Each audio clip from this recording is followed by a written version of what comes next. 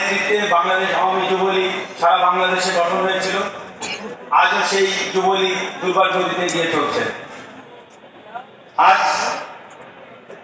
আমাদের বন্ধু আছে, এখানে প্রার্থী আছে, বন্ধু কেউ অনেক বড় ভাই আছে, দীর্ঘ 28 বছর পরে আজ সম্মেলন হতে যাচ্ছে।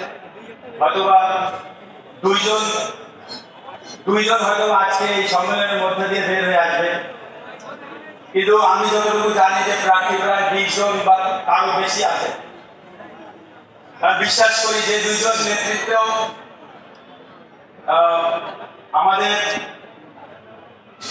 চেয়ারম্যান মহোদয় এবং সাধারণ সম্পাদক মহোদয় বেছে নিবেন, সেই দুইজন আর যে কয়জন না হতে পারবে তাদেরকে নিয়ে একসাথে পথ চলবে এবং মাননীয় প্রধানমন্ত্রীর জন্য এই নড়াইল জেলার সবার কাজ করবে।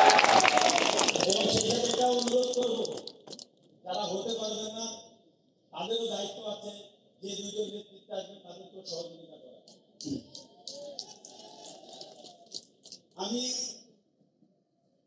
নর্মালি খেলাধুলা পরিচালিত পছন্দ করি, খেলাধুলার জগৎ থেকে এসেছি।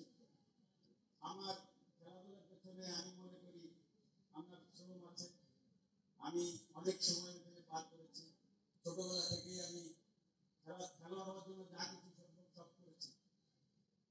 আর এই জন্য আমার একটা দাবি নিয়ে বলি যে আমি একজন খেলোয়াড়। কিন্তু আজকে যখন